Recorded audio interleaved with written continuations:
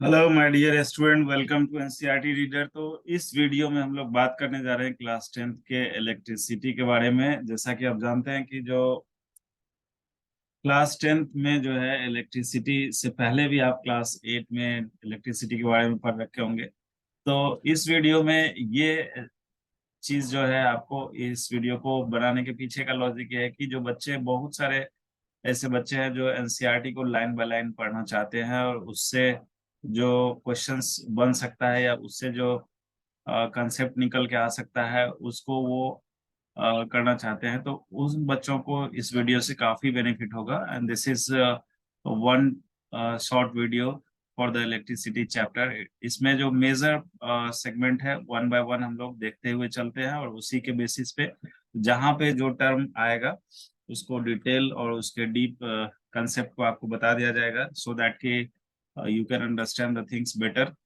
So I'm starting line by line NCRT for class 10th. This is the very first chapter, which is electricity, and let's have a look.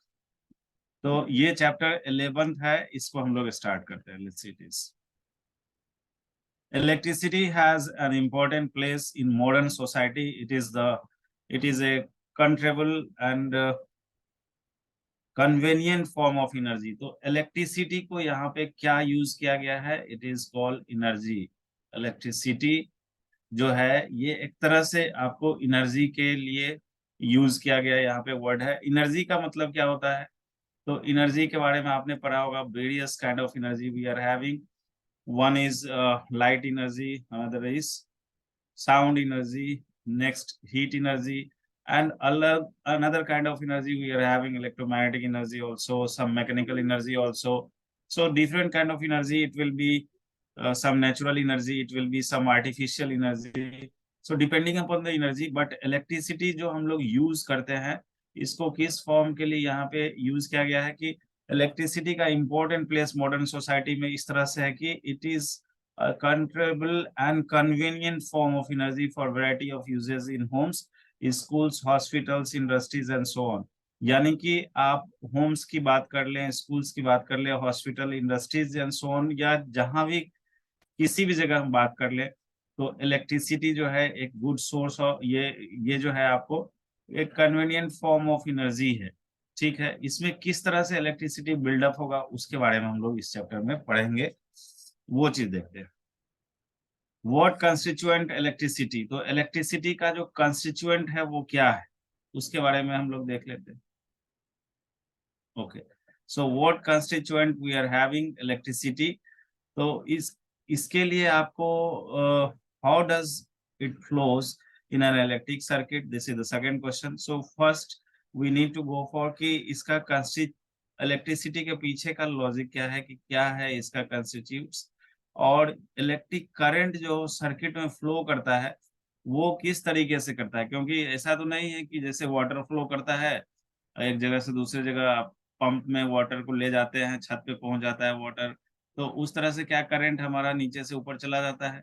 बिल्कुल जाता है। तो उसके पीछे का logic क्या है, क्यों ऐसा जाता है?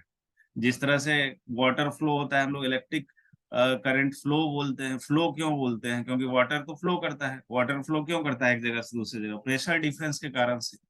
लेकिन करंट क्यों एक जगह से दूसरी जगह फ्लो करता है? इसके पीछे का लॉजिक क्या है? क्या प्रेशर डिफरेंस है? नो, प्रेशर डिफरेंस नहीं है। तो ठीक है, इसमें आगे बढ़ते हैं। What are the factors that control और regulate the current through an electric circuit. तो क्या क्या ऐसा फैक्टर होगा जो कि करंट को रेगुलेट करेगा? रेगुलेट का मतलब क्या है? या तो करंट के स्पीड को, करंट को बढ़ा देना, करंट के मैग्नीट्यूड को बढ़ा देना, फिर करंट करंट अगर कम करना हो, ज्यादा करना हो, कुछ भी करंट को रेगुलेट करने के लिए, करंट को स्टॉप ही करना हो, तो स्विच का यूज करते हैं हम लोग। जैसे आप फैन में यूज करते हैं, तो फैन में रेगुलेटर हम लोग लगाते हैं, तो उसमें करंट को, फैक्टर को हम लोग उसमें करंट क्या सेम जा रहा होता है, उसके मशीन्स के स्पीड को हम लोग बढ़ाते हैं। किस तरह से ये चीज होगा, इन सब चीजों के बारे में। What are the factor that control और regulate the current through an electric circuit? In this chapter we shall attempt to answer such questions. We shall go for the discussion of heating effect of electric current and its application।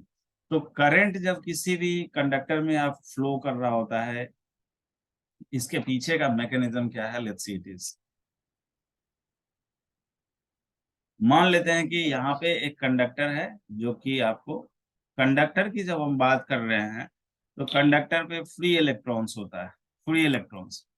तो free electron जो होगा, ये अगर conductor के and point यानी ऐसे कहीं रखे हुए हैं, यानी कि कंडक्टर के बीच में, मतलब कंडक्टर में कोई भी किसी भी तरह का आपने पोटेंशियल डिफरेंस को क्रिएट नहीं किया है। पोटेंशियल डिफरेंस क्या है, तो इसके बारे में भी हम लोग अभी चर्चा करेंगे। जैसे प्रेशर डिफरेंस होता है, तो प्रेशर जो है आपको हाई प्रेशर से लो प्रेशर की तरफ फ्लो करेगा, और उसी तरीके से कंडक्टर के केस में भी जो आपका पोटेंशियल डिफरेंस है, उस केस में जो इलेक्ट्रॉन का जो मूवमेंट होगा, वो आपको low pressure to high pressure होगा, यानी इलेक्ट्रॉन पे एक फोर्स लगेगा। वो किस डायरेक्शन में फोर्स लगेगा, तो जिधर लो प्रेशर है उधर से, सॉरी लो, जिधर से लो वोल्टेज रहेगा उधर से हाई वोल्टेज की तरफ लगेगा। तो इसको समझने के लिए हम लोग मैकेनिज्म ऑफ करंट में जाएंगे। पहले हम लोग देखते हैं 11.1 जो इलेक्ट्रिक सर्किट है, इलेक्ट्रिक करंट है और सर्किट है, इसके बारे में क्या सब बोला गया है। तो सबसे पहला जो ये स्टेंजा आपको दिया गया है एनसीईआरटी में, इसमें यही चीज बोला है कि करंट जो आप देख रहे हैं, ये एक एनर्जी फॉर्मेट में आप यूज करते हैं। इस करंट का कंस्टिट्यूएंट क्या है उसके बारे में हमें जानना है। इस सर्किट में जो जो फ्लो ऑफ करंट होता है सर्किट में, वो कैसे होता है, उसके पीछे का लॉजिक क्या है, जिसमें कौन कौन फैक्टर है जिससे करंट करंट को रेगुलेट किया जाएगा सर्किट में। और इस चैप्टर में हमें ये भी ध्यान रखना है कि हीटिंग इफेक्ट ऑफ करंट को भी हम लोग इसमें एप्लीकेशन और उसका बारे में पढ़ेंगे। ठीक है, तो ये फर्स्ट स्टैंजा का मीनिंग ये चीज था। जो नेक्स्ट है आपका इलेक्ट्रिक करंट एंड सर्किट, इसमें क्या है, we are familiar with the air current and water current. तो एयर करंट मतलब हो गया कि एयर में करंट होना, ठीक है, और वाटर करंट मतलब वाटर में करंट होना। तो इन दोनों से आप फैमिलियर हैं कि एयर में करंट होता है, बवंडर टाइप का जो उड़ता है, जिसमें बहुत सारे चीजों को वो लेकर के उड़ जाता है। तो उसके पीछे के लॉजिक आप जानते हैं, वहां पे प्रेशर का जो क्रिएट होना, प्रेशर डिफरेंस क्रिएट होना होता है, और एयर जो है वो एक अलग स्पीड में वहां पे स्पाइरल फॉर्मेट में जो है फॉर्म हो जाता है, और उस तरह का वो स्पीड कंटिन्यूअस काफी फास्टर होता है। This is what we called air current. Water current में भी आपने देखा होगा कि वाटर करंट, पानी के बीच में जो है इस काफी ज्यादा करंट होता है। करंट के पीछे का लॉजिक क्या है कि वहां पे प्रेशर डिफरेंस और उस करंट, उस वाटर में जो है एक स्पीड आ जाता है प्रेशर डिफरेंस के कारण से, जिससे वाटर का जो है काइनेटिक एनर्जी बढ़ जाता है। और वो अगर कंटिन्यूअस बढ़ते चला जाए तो ऑब्वियस है वहां पे करंट बिल्डअप होता है, जिसको हम लोग वाटर करंट बोलते हैं। ठीक है, what no sorry, we know that flowing water constitute water current in rivers। तो जो इस केस में जो है आपको फ्लोइंग वाटर है, उसमें रिवर के केस में वहां पे ही आपको वाटर करंट कंस्टिट्यूट होता है। Next, similarly if the electric charge flows through a conductor, for example through a metallic wire, we say that there is an electric current in the conductor। तो इस तरह से आपको ये चीज देखना है कि जिस समय we say that there is an electric current in the conductor, ये हम कब बोलते हैं, जिस समय flow of electron, flow of electric charge. तो यहाँ पे जो है आपका मेन पॉइंट दिया हुआ है कि if the electric charge flow through the conductor, for example metallic wire, we say that there is an electric current in the conductor। In a torch we know that the cell of the battery when placed properly order, अगर cell battery का लगा देते हैं हम proper order में, तो उस case में क्या होगा, टॉर्च जल जाता है। Provide flow of the charges on an electric current through the torch bulb to glow.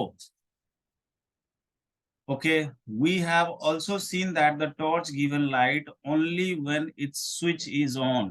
अब स्विच को हम ऑन ही नहीं किए, बैटरी को लगा दिए, तो बल्ब जलेगा नहीं, जलेगा। तो यानी कि सारा चीज कंडीशंस में होना चाहिए कि स्विच ऑन होना चाहिए। ठीक है, स्विच को ऑन करेंगे कब, जब पूरे सर्किट को क्लोज करेंगे। सर्किट क्लोज कब होगा, जब जो कंडक्टर है उसमें आप वहां पे बैटरी को जोड़ेंगे, स्विच को जोड़ेंगे, और फिर उसको कंप्लीट क्लोज कर देंगे। तब उस केस में हम कह सकते हैं कि जो है करंट फ्लो करेगा, उस सर्किट में करंट फ्लो तब करेगा। तो दैट मीन्स यहाँ पे क्या हो गया कि जब भी इलेक्ट्रिक चार्ज आपका फ्लो करेगा कंडक्टर होकर के, कोई भी मेटेलिक वायर होकर के, तो उस केस में हम बोल सकते हैं कि इलेक्ट्रिक करंट जो है वो कंडक्टर से जा रहा है। जैसे टॉर्च को अगर हम जला देते हैं वहां पे, तो टॉर्च के केस में आप यूज किए हुए हैं, बैटरी को लगा दिए और उसमें फिर स्विच को ऑन कर देंगे तो करंट जाएगा। ठीक है। फिर what does a switch do? अब स्विच का क्या काम है? Switch makes conducting link between the cell and the bulb.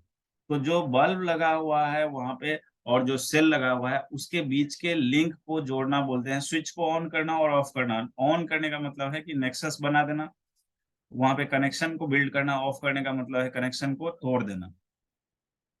A switch makes a conducting link between the cell and the bulb। तो ये सेल और बल्ब के बीच का कनेक्शन को बिल्ड करता है कौन सा? स्विच। उसके बेसिस पे आपका बल्ब जलेगा। Continuous and closed path of N electric circuit is an electric, so continuous and close path of electric current is called an electric circuit. तो इलेक्ट्रिक सर्किट को अगर हम यहाँ पे निकालते हैं, जो जो टर्म निकल के आ रहा है, इलेक्ट्रिक सर्किट किसको बोलेंगे? एक टर्म ये निकल के आ गया। ठीक है। फिर दूसरा है स्विच, किसको बोलेंगे? दूसरा क्वेश्चन यहाँ पे बनेगा स्विच। स्विच किसको बोलेंगे? तीसरा क्वेश्चन जो बनेगा, ये सब आपको खुद से करना है। आप देख रहे हैं कहाँ कहाँ क्या क्या मार्क कर रहे हैं, क्योंकि हम लाइन बाय लाइन पढ़ रहे हैं। इसका मतलब है कि जितना पॉसिबिलिटी हो सकता है हम फुल मार्क्स को गेन करेंगे, कोई चीज नहीं छोड़ेंगे, एक भी चीज फ्रॉम एनसीईआरटी। इसके अलावा हम पीवाईक्यू को भी करेंगे, प्रीवियस ईयर क्वेश्चंस, और उसके राइटिंग को बिल्ड कर लेंगे। तो फिर कहीं से कुछ नहीं रह जाएगा जिससे आपको दिक्कतें आएंगी। और आगे जो आप क्लास 11 12 या जेई नीट का तैयारी करोगे, तो उसमें भी आपको एक एनसीईआरटी पढ़ने का एक हैबिट होना जरूरी है। क्योंकि ज्यादातर बच्चे जो है आईआईटी के चक्कर में एटलीस्ट एनसीईआरटी भी नहीं कर पाते हैं, और उनसे जो है जो जेई मेन का भी क्वेश्चन फॉर्मूला बेस्ड होता है, एनसीईआरटी से रिलेटेड डायरेक्ट क्वेश्चन रहता है, वो भी नहीं बन पाता है। और बच्चे फ्लॉप कर रहे होते हैं बड़े बड़े मटेरियल्स को खरीद करके, उनको लगता है कि हम सॉल्व कर लेंगे, बट जो एनसीईआरटी है वो तो पढ़ नहीं पाते हैं, आगे तो छोड़ दो। ठीक है। तो आगे बढ़ते हैं। इसमें क्या है फिर? continuous and closed path of an electric current is called an electric circuit। now if the circuit is broken anywhere, circuit broken का मतलब क्या है? स्विच को हमने ऑफ कर दिया, या सर्किट कहीं से अगर ब्रेक हो जा रहा है, तो इन दोनों ही सिचुएशन में आपका करंट स्टॉप हो जाएगा, करंट रेगुलेशन जो होगा वो बंद हो जाएगा, current stops flowing and the bulb does not glow. Bulb को ग्लो कराना है, बल्ब को अगर ग्लो कराना है तो उस केस में जो है उसमें सर्किट में करंट जाना जरूरी है, तभी बल्ब ग्लो करेगा। अगर सर्किट में करंट ब्रेक हो गया तो बल्ब ग्लो नहीं करेगा। How do we express electric current? अब इलेक्ट्रिक करंट को हम एक्सप्रेस कैसे करें? कैसे करें इलेक्ट्रिक करंट को express? Let's see it is. तो इलेक्ट्रिक करंट को एक्सप्रेस करने के लिए, electric current is expressed by the amount of charge flowing through a particular area in unit time। तो यानी कि इलेक्ट्रिक करंट को हमने यहाँ पे जो मार्क किया है, इसको डिफाइन, इलेक्ट्रिक करंट नहीं सर्किट है वो, इलेक्ट्रिक करंट लिखिए नेक्स्ट। तो इट इज इलेक्ट्रिक करंट। कितना पॉइंट निकल के आ रहा है? Electric current. इलेक्ट्रिक करंट को हमें कैसे मार्क करना है, तो हम सारे डिफिनीशंस को भी देखेंगे कैसे लिखना है, बट अभी एक बार जो है बेसिक लेवल पे हम लोग जानना चाहते हैं कि जो एनसीईआरटी में दिया हुआ वो है क्या चीज, ऐसा क्यों एनसीईआरटी लोग बोलता है पढ़ो पढ़ो पढ़ो। तो एनसीईआरटी को एक बार देखना जरूरी है, उसी चीज को हम बस देख रहे हैं। ठीक है। Electric current is expressed by the amount of charge flowing through a particular area in unit time. Unit time, तो दैट मीन्स कि करंट को अगर हम डिफाइन करते हैं, तो जो चार्ज फ्लो करेगा आपको इन यूनिट टाइम किसी पर्टिकुलर क्रॉस सेक्शन एरिया से, इसी को हम लोग बोलेंगे कि ये जो है आपको करंट हो जाएगा। यानी कि एक तरह से चार्ज को अगर हम लोग देखते हैं, तो चार्ज के बारे में हम डिटेल एनालिसिस करेंगे, एक बार फिर से देखेंगे बहुत सारे चीजों को, बट एक बार एनसीईआरटी पहले देखेंगे, उसके बाद हम लोग थोड़ा सा डिटेल में जाएंगे। तो हम एक एक चीज को डिटेल में बताएंगे, बट जो रेफरेंस लेवल है पहले एनसीईआरटी जानना जरूरी है। ओके।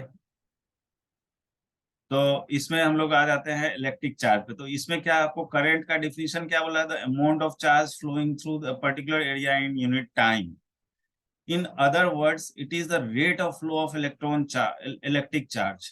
तो rate of flow of electric charge को हम लोग बोल देंगे करंट। यानी कि जो चार्ज है वो किस रेट से, the rate of flow of charge, इसी को हम लोग बोलेंगे इलेक्ट्रिक करंट, यानी कि rate of flow of charge को हम लोग इलेक्ट्रिक करंट बोलेंगे। ठीक है, the rate of flow of charge जो है यहाँ पे इलेक्ट्रिक चार्ज का जो रेट फ्लो होगा, this rate of flow of electric charge is called, it is it is the rate of flow of charge in circuit using metallic wires. तो किसी भी सर्किट में अगर हम बात करेंगे जहां पे मेटेलिक वायर को हम लोग यूज कर रहे हैं, electrons constitute the flow of charge. तो यानी कि अगर हम मेटेलिक वायर की बात करते हैं तो मेटेलिक वायर में जो है आपको चार्ज कौन कंस्टिट्यूट करेगा, इलेक्ट्रॉन करेगा। किस तरह से, क्योंकि इलेक्ट्रॉन जो है फ्री रहता है उसमें, अगर हम कंडक्टर को जो मेटेलिक वायर है उसमें फ्री, जो आउटरमोस्ट इलेक्ट्रॉन्स है वो सारे के सारे फ्री हैं, और वो भाग ले सकते हैं किसमें, वो भाग ले सकते हैं करंट के फ्लो में। होता क्या है यहाँ पे आप देखो कि ये बैटरी अगर जोड़ दिया हमने ए और बी के बीच में, तो इसमें अगर जो बैटरी आप जोड़ रहे हैं उसका कुछ पोटेंशियल डिफरेंस आपको दिया हुआ रहेगा कि 10 वोल्ट का है, 12 वोल्ट का है, 6 volt, what ever it is. तो जो प्लस प्लेट कनेक्टेड है इसको हम वी वोल्ट मान लेते हैं, और जो माइनस प्लेट कनेक्टेड है इसको वी 0 वोल्ट मान लेते हैं। तो इन दो ए और बी के बीच में एक पोटेंशियल डिफरेंस क्रिएट हो गया, यहाँ वी यहाँ 0। इसका मतलब है कि जो पोटेंशियल डिफरेंस क्रिएट हो रहा है दो पॉइंट के बीच में, उसके बीच में एक इलेक्ट्रिक फील्ड सेटअप हो जाएगा। इलेक्ट्रिक फील्ड क्या होता है, तो इलेक्ट्रिक फील्ड को हम लोग बस इतना समझ लेते हैं यहाँ पे कि जहां भी पोटेंशियल डिफरेंस क्रिएट होगा उस जोन में एक इलेक्ट्रिक फील्ड सेटअप होगा। और यहाँ पे जो पोटेंशियल डिफरेंस क्रिएट हो रहा है ये किसके कारण से हो रहा है, ये तो बैटरी के कारण से हो रहा है। तो बैटरी जहां पे आप जिस कंडक्टर के दोनों एंड में आप जोड़ रहे हो, उस दोनों कंडक्टर के एंड में जो बैटरी का पोटेंशियल ड्रॉप हो रहा है, उस पोटेंशियल ड्रॉप के कारण से वहां पे एक इलेक्ट्रिक फील्ड सेटअप होगा, और उस इलेक्ट्रिक फील्ड जोन में अगर कोई चार्ज पार्टिकल आ गया तो उस पर फोर्स लगेगा। और अगर ये चार्ज पार्टिकल पॉजिटिव हुआ तो फोर्स उसी डायरेक्शन में लगेगा जिधर इलेक्ट्रिक फील्ड है, और अगर ये निगेटिव हुआ तो फोर्स अपोजिट डायरेक्शन में लगेगा। इसका मतलब ये हुआ कि अगर हम मान लें कि इधर की तरफ इलेक्ट्रिक फील्ड है, इस डायरेक्शन में इलेक्ट्रिक फील्ड है, ये फिक्स कर लेते हैं, और यहाँ पे एक पॉजिटिव चार्ज को लेके आ गए और निगेटिव चार्ज को यहाँ पे रख लिए। पॉजिटिव और negative charge details we go for deep analysis, but before NCERT नहीं, हम लोग डीप एनालिसिस में जाएंगे। अभी बस आपको ऊपर ऊपर और एनसीईआरटी लेवल ही बताया जा रहा है।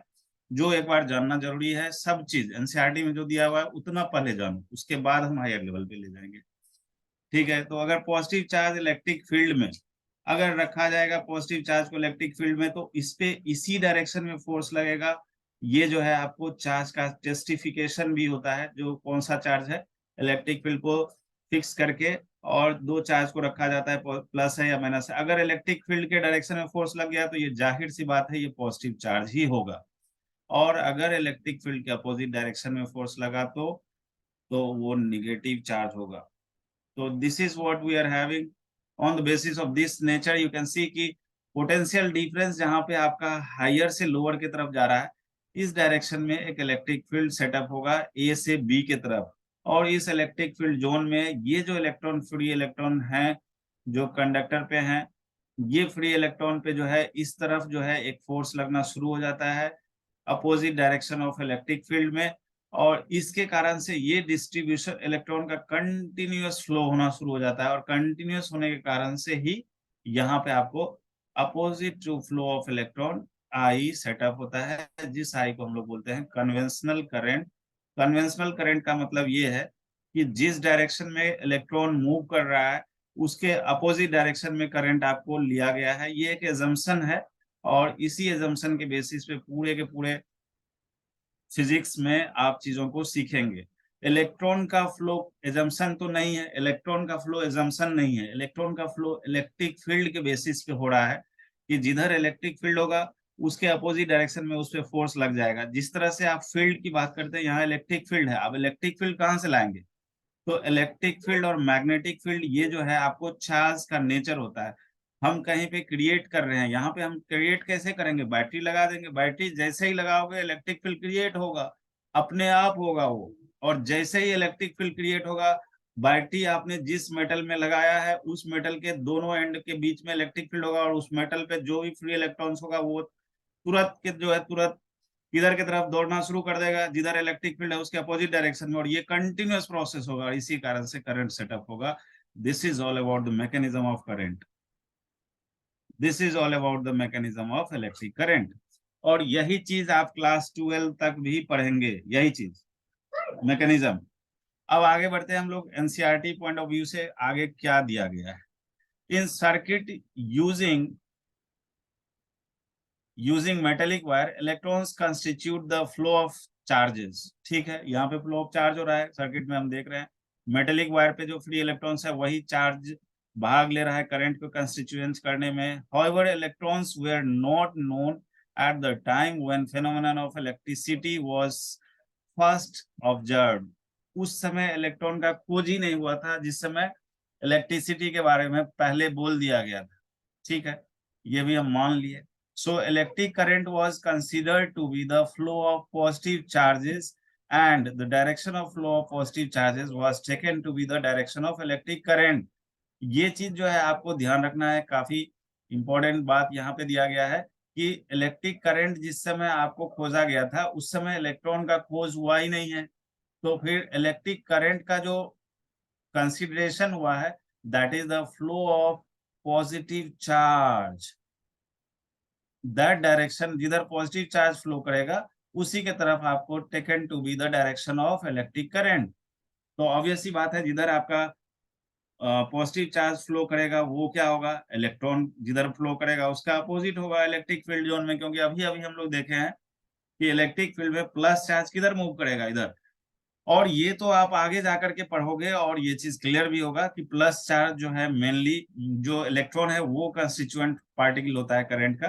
प्लस चार्ज तो प्लस चार्ज का मतलब है कि लॉस ऑफ इलेक्ट्रॉन वहां पे हो रहा है, या नहीं तो सेंटर में जो है प्लस चार्ज होता है जिसको हम लोग न्यूक्लियॉन बोलते हैं एटम में।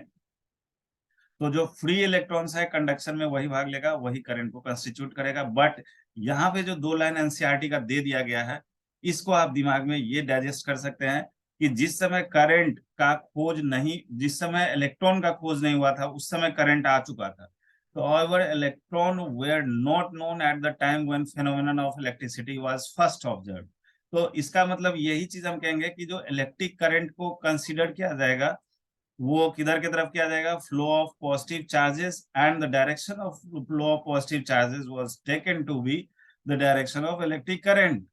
बस conventionally it is electric current in electric circuit. अब ये जो कन्वेंशनली वर्ड यूज किया है ये कई बार पूछा जाता है कंपटीशन में भी और बोर्ड में भी।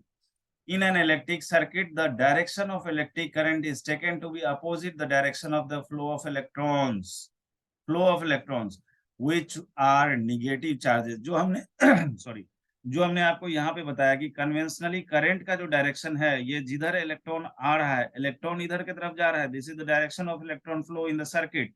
बट करंट किधर जा रहा है, opposite to the electric.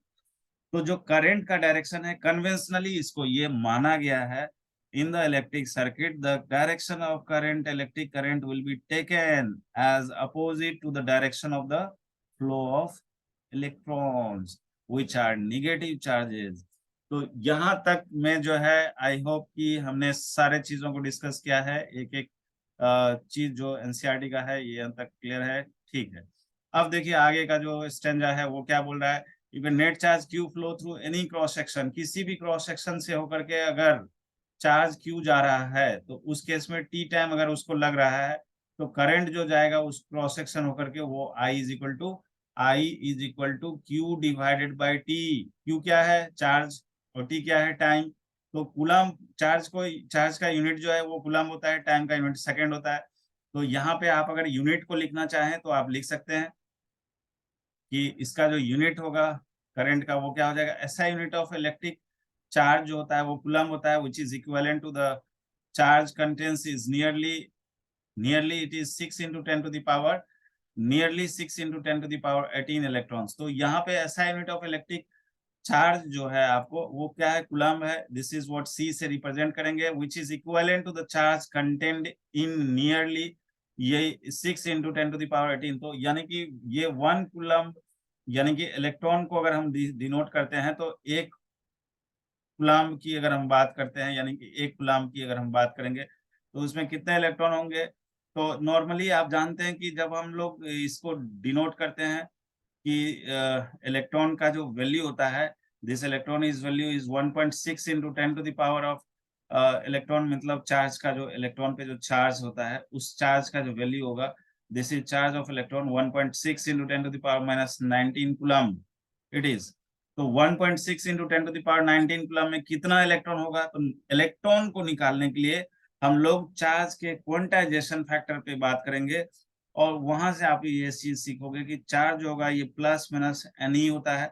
Charge जब भी होगा, ये क्वांटाइजेशन का प्रिंसिपल है कि चार्ज जो है आपको वो इंटीग्रल मल्टीपल ऑफ ई ही होगा। एन क्या है, यहाँ पे इंटीजर है, और एन इंटीजर होने के कारण से अगर हम बात करते हैं कि कूलम्ब अगर 1 कूलम्ब होगा तो एन का वैल्यू क्या होगा, एन का वैल्यू हो जाएगा 1 coulomb divided by 1.6 into 10 to the power minus 19 coulomb it is. So इससे निकल के जो रिजल्ट आएगा ये आपको आएगा, this is 6.25 into 10 to the power of 18।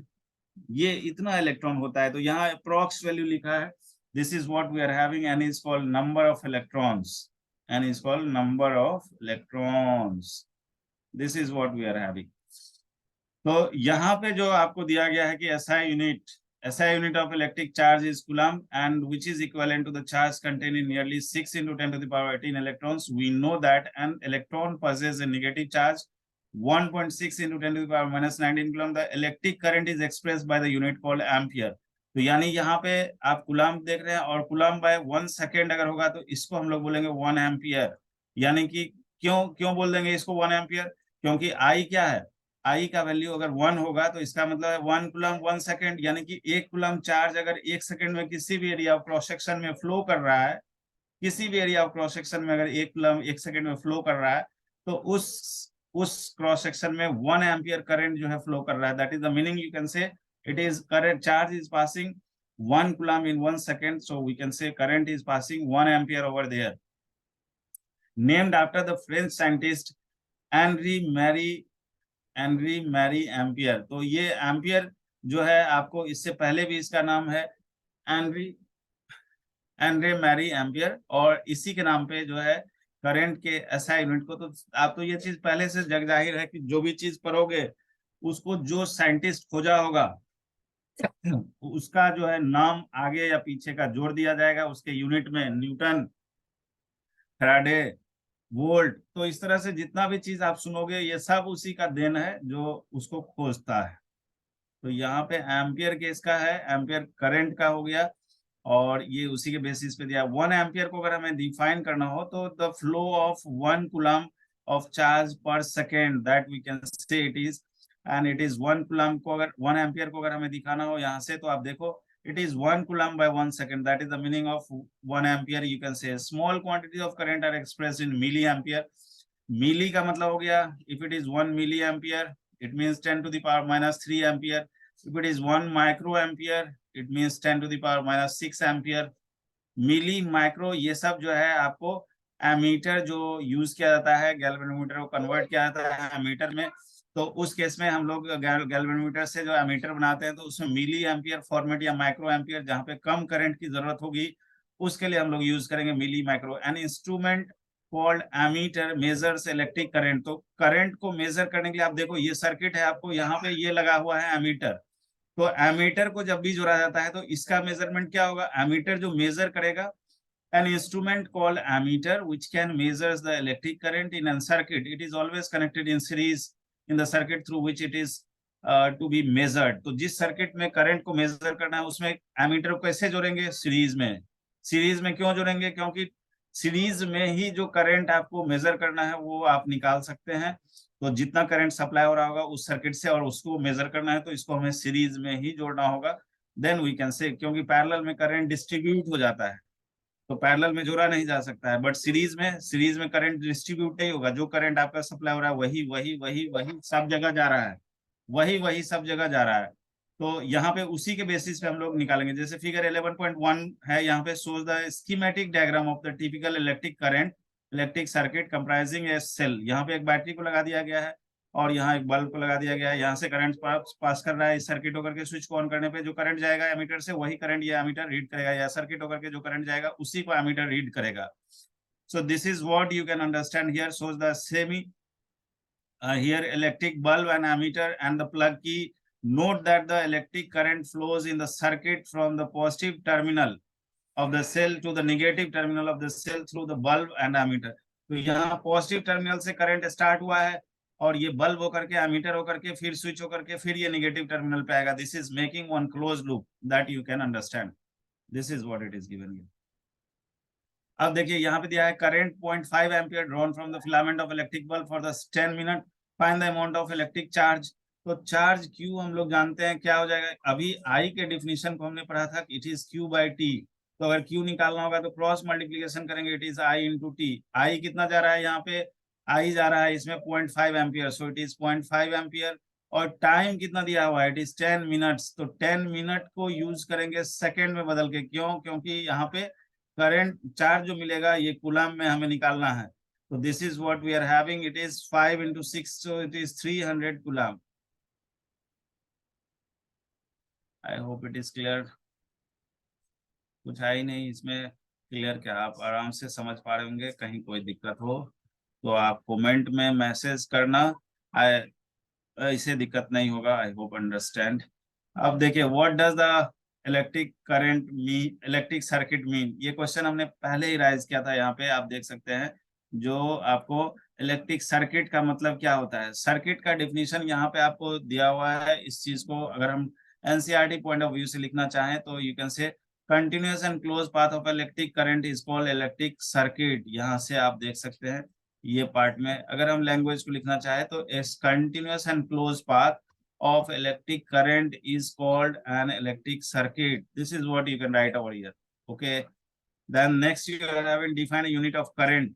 तो करंट का यूनिट जो होगा, करंट को हम लोग अगर डिफाइन करते हैं आई, तो it is Q divided by T. तो क्यू का हो गया कूलम और टाइम का हो गया सेकेंड.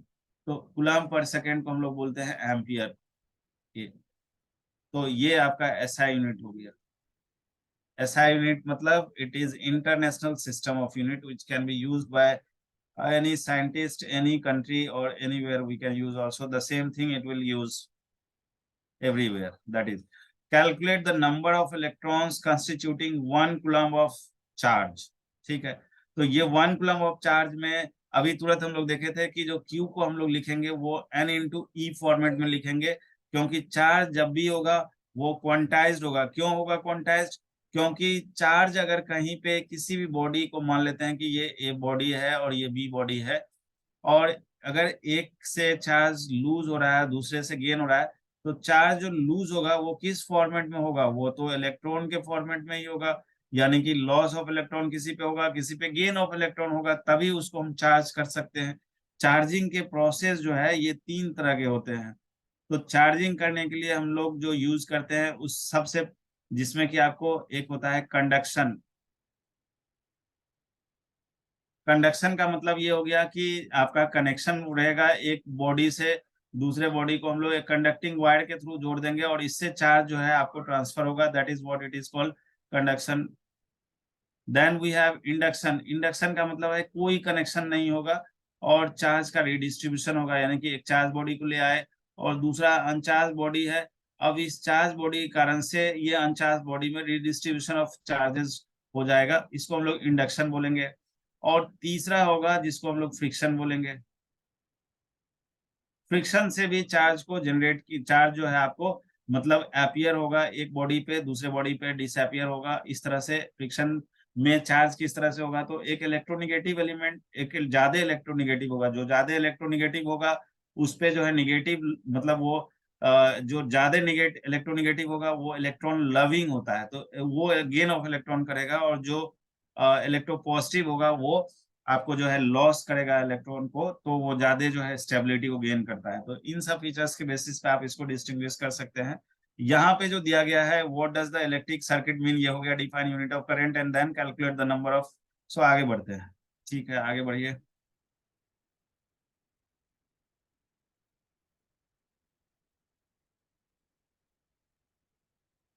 तो इसमें जो है आपको इलेक्ट्रिक पोटेंशियल और इलेक्ट्रिक पोटेंशियल और पोटेंशियल डिफरेंस के बारे में बात होगी इस वाले सेगमेंट में। देखते हैं पोटेंशियल को समझने के लिए पहले हम लोग एक बार एनसीईआरटी की लाइन बाय लाइन को देखते हैं, फिर हम लोग अपने लैंग्वेज में आएंगे। बट मेनली क्या है, what make the electric charge to flow. अब इसका रीजन क्या था, जो ये क्वेश्चन पहले पूछा गया, क्यों चार्ज फ्लो करता है, इसके पीछे का लॉजिक क्या है। Let us consider the analogy of the flow of water. अब ये वाटर के एनालॉजी को आपको समझा रहा है। क्या है, charges do not flow in A sorry copper wire by themselves. अब कॉपर वायर अगर आपके पास है, एक जगह से दूसरी जगह आपने जोड़ लिया टीवी के तार को, और वहां पे प्लग लगा दिया, और 3 प्लग लगा करके डिश लगा करके रिमोट को ऑन कर दिया, टीवी चालू हो गया। तो अब इस केस में जो टीवी में आपके कॉपर वायर में करंट आ रहा है, वो कैसे सेटअप हो गया। Charge do not flow in A copper wire by themselves, अपने आप नहीं फ्लो कर रहा है, कौन करा रहा है। Just as water in a perfectly horizontal table tube does not flow. अगर हॉरिजॉन्टल ट्यूब में वाटर आपने भर दिया, तो क्या एक जगह से दूसरी जगह वो जाने लगेगा। मान लो इस तरह का एक ट्यूब है, इस तरह का ट्यूब है, और ये हॉरिजॉन्टल है। अभी इसमें क्या है, हम लोग पानी भरे हुए हैं, तो पानी अगर इसमें भरा हुआ है, तो क्या ये पानी जो है मूवमेंट करेगा। ऐसे अपने आप तो नहीं करेगा, क्योंकि ये हॉरिजॉन्टल में रखा हुआ है। सो यहाँ पे मूव कराना है, तो फिर क्या करना होगा।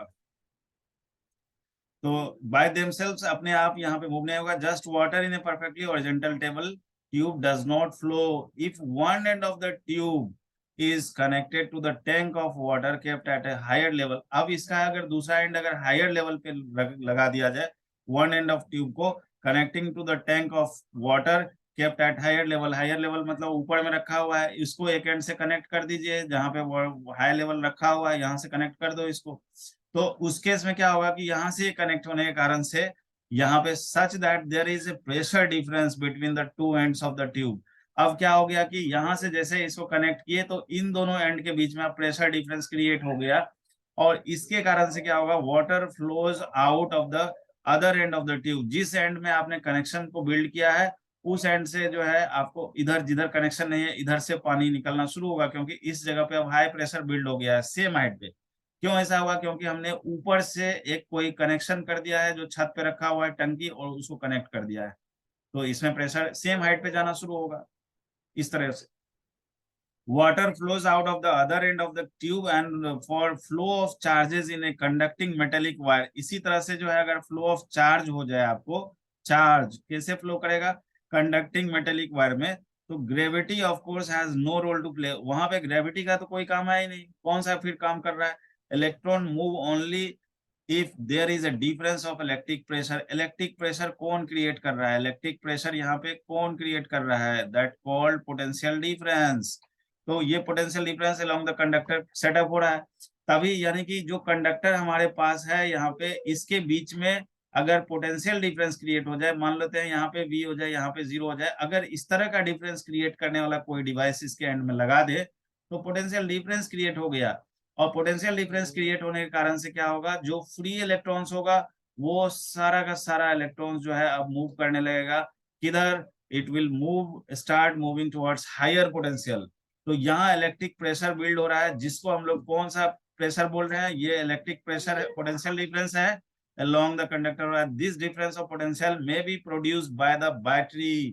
तो इसको प्रोड्यूस कौन कर रहा है, बैटरी प्रोड्यूस कर रहा है, कंसिस्टिंग ऑफ वन और मोर इलेक्ट्रिक सेल। यहाँ पे हो सकता है आप एक लगा दें या एक से ज्यादा लगा दें, जो भी, बट ऐसा लगाएंगे कि पोटेंशियल डिफरेंस दोनों एंड में क्रिएट हो, तभी जो है इलेक्ट्रिक फील्ड सेटअप होगा, और इलेक्ट्रॉन जो है यानी इलेक्ट्रिक प्रेशर क्रिएट कर होगा, और जिसके कारण से पोटेंशियल डिफरेंस होगा, और पोटेंशियल डिफरेंस होगा तो इलेक्ट्रॉन पे फोर्स लगना शुरू हो जाएगा। किधर की तरफ लगेगा, जिधर हाई पोटेंशियल है उस डायरेक्शन में इलेक्ट्रॉन पे फोर्स लगना शुरू हो जाएगा। Consisting one of then the chemical action within cell generates the potential difference. यहाँ पे क्या हो रहा है कि this difference of potential may be produced by the battery consisting of one of the more electric cell। ये cell के बारे में बताया, chemical action within a cell generate the potential difference across the terminal of the cell। अब क्या है कि ये अगर हम सेल का मैकेनिज्म को देखते हैं कि अगर जो बैटरी आप जोड़ रहे हो, उसके बीच में यहाँ पे प्लस प्लेट है, यहाँ पे, तो इसमें केमिकल एनर्जी है।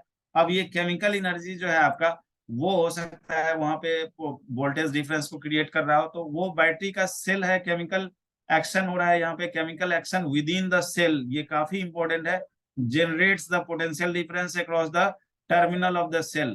तो यहाँ पे जो टर्मिनल ऑफ द सेल में आपको पोटेंशियल डिफरेंस क्रिएट हो रहा है, यानी कि ये जो बैटरी हम लोग ले रहे हैं यहाँ पे, ये प्लस प्लेट है और ये माइनस प्लेट है, तो इसके बीच में अगर मान लेते हैं कि 1.5 वोल्ट का आपको ये जो potential difference terminal of the cell, मतलब एक प्लस प्लेट और एक माइनस प्लेट के बीच में जो ये पोटेंशियल डिफरेंस क्रिएट हो रहा है, ये पोटेंशियल डिफरेंस कौन क्रिएट कर रहा है? ये बैटरी के इंटरनल मैकेनिज्म में केमिकल एनर्जी है, जिसके कारण से ये सेटअप हो रहा है। यानी केमिकल एनर्जी के कारण से ये टर्मिनल जो एंड आप देख रहे हैं प्लस और माइनस का, इसमें ये वोल्टेज क्रिएट हो रहा है। तो ये बैटरी को का पोटेंशियल डिफरेंस होगा क्या? यही बैटरी का पोटेंशियल डिफरेंस कहलाएगा। और इसी के कारण से जब आप इस बैटरी को कहीं पे जोड़ोगे सर्किट में, तो उस कंडक्टर के एंड में भी यही पोटेंशियल डिफरेंस क्रिएट होगा। बट ये आया कहां से? ये तो केमिकल एनर्जी दे रहा है इसको।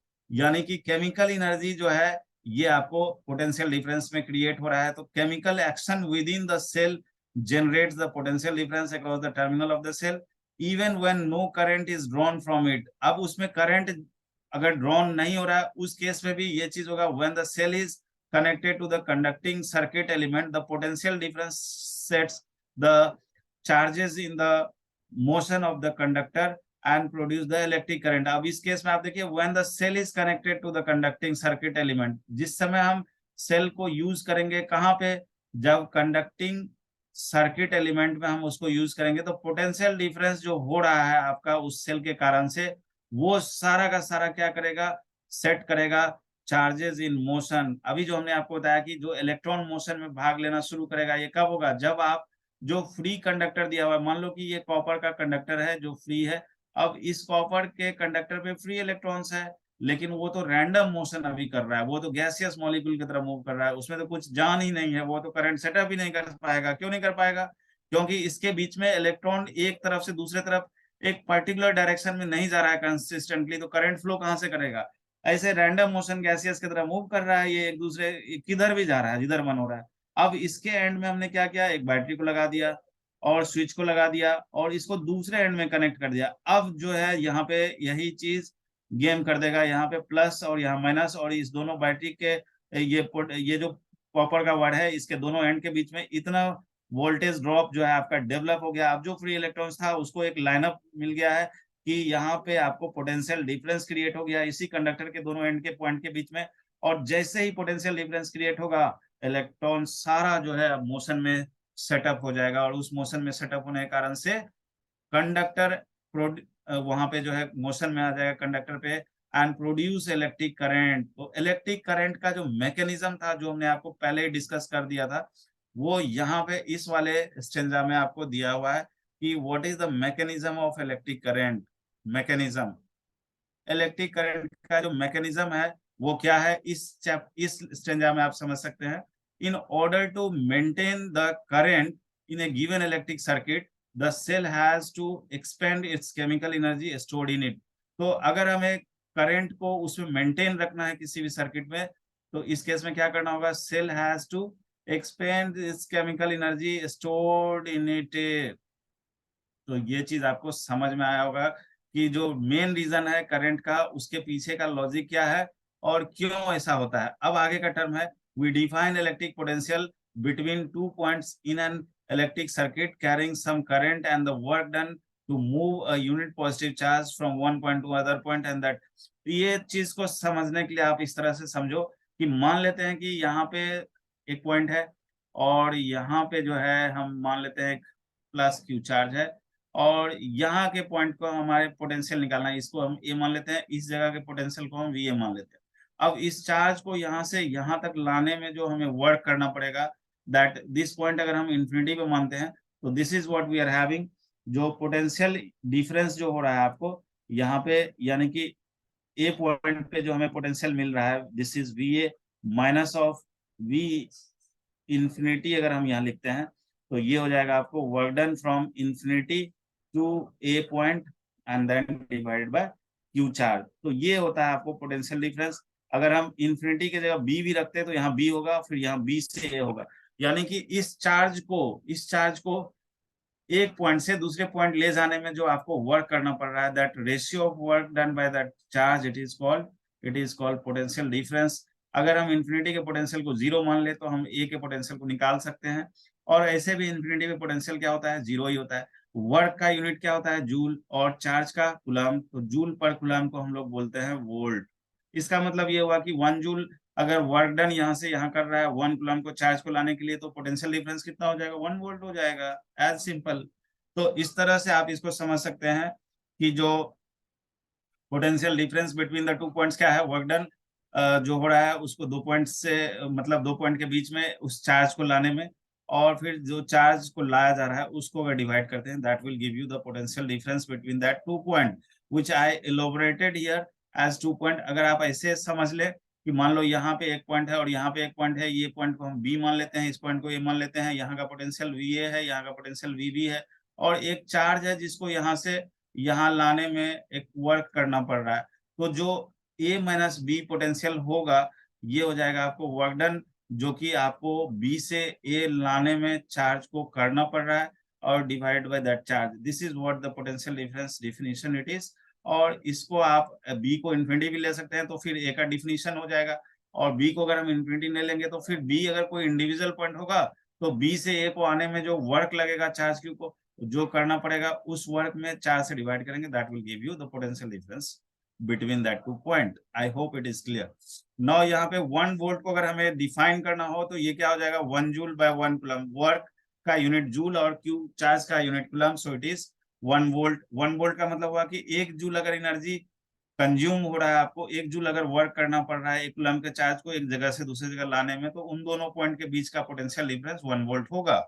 This is what 1 volt you can define. 1 volt is the potential difference between the 2 points of a current carrying conductor when 1 joule of work done in moving the charge 1 coulomb from one point to other point, that you can define here. तो यहाँ से जो है आपको potential difference is measured by means of the instrument. अब volt meter चाहिए किसको major करने के लिए, भाई पोटेंशियल डिफरेंस को मेजर अगर करना है तो हमें वोल्ट मीटर चाहिए, करंट को मेजर करने के लिए एमीटर चाहिए।